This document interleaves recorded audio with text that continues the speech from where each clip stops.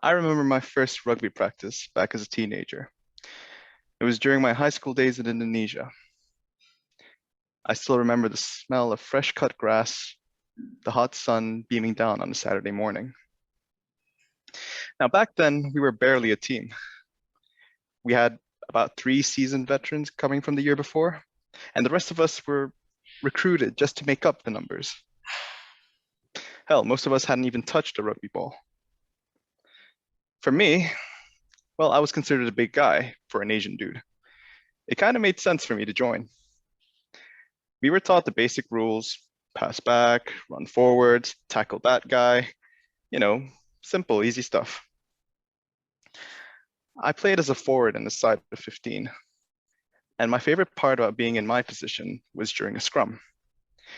It'd be three of us, shoulder to shoulder, against three of them, and we'd stand face to face, waiting for the commands from the referee. Touch, pause, engage. And then, like thunder, we crash into each other, pushing with all we had to gain ground. There was there was nothing quite like it. Now, after about a year, I thought I'd become a pretty decent player by then. That was until I moved to England for school. Suddenly, being 5'11" meant nothing, especially when everyone else was towering over you, 6'2" or 6'3". Like, shit, and what could I do about that? But despite the obvious height difference, I still looked the part.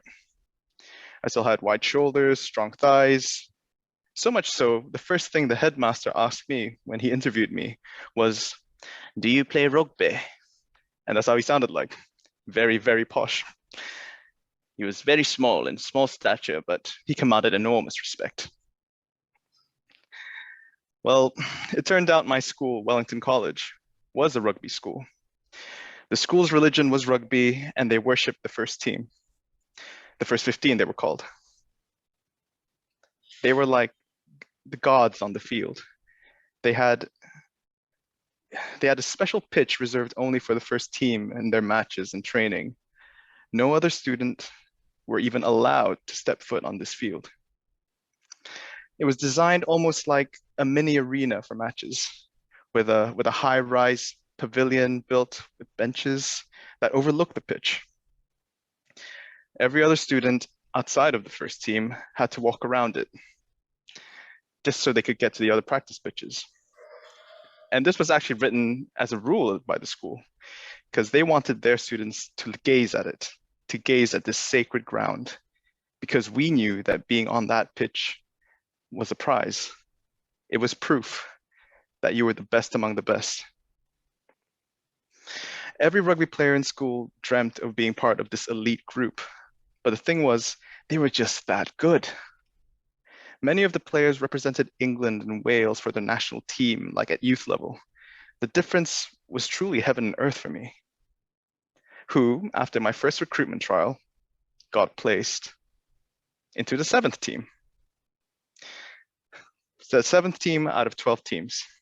Not great, but not that bad either. Below average, apparently. But the overall school team structure was built on like a merit system, so that if you played well, over time, you'll get a chance of being promoted. Sometimes players from higher teams would get injured or just aren't playing well, and they get demoted. And that gives you the chance, the opportunity to prove yourself and earn a spot on that team. So after about 2 months of playing, I gained quite the reputation of being a human battering ram. I would literally throw myself into a pile-ups, rucks they're called, just to gain ground. And I began rising up the ranks. So after those 2 months, I was fighting for my place on the fourth team.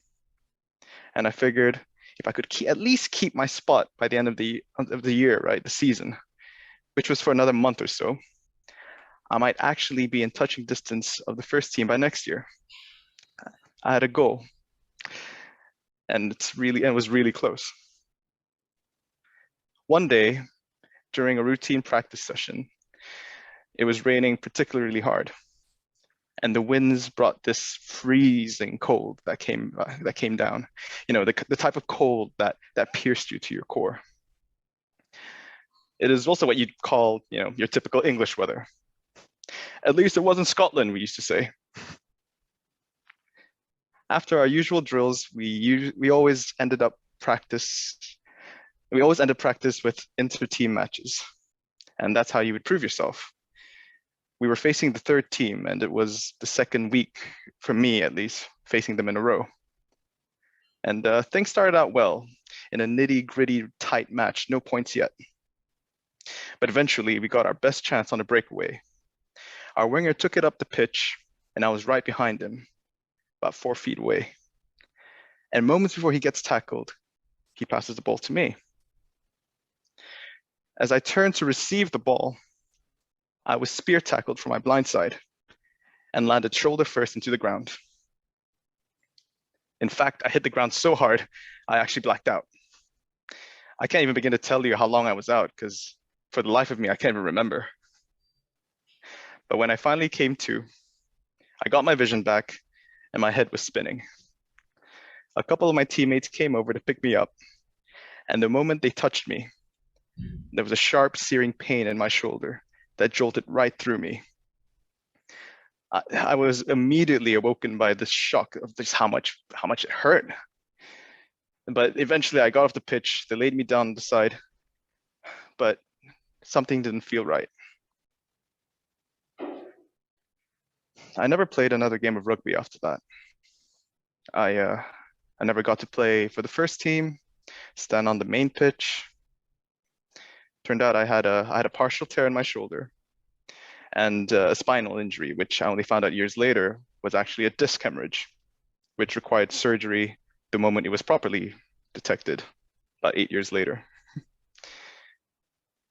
People always ask me, like, do I blame the guy who tackled me for my injuries and you know, the cost of bearing the surgery, et cetera, but I didn't, not even a little bit. Because at the end of the day, I signed up for this. It was what I wanted, what I fought for. Maybe it was fate, my luck of the draw, but it is what it is. And after I recovered, I joined the basketball team, which came quite naturally. I even managed to make vice captain by my final year.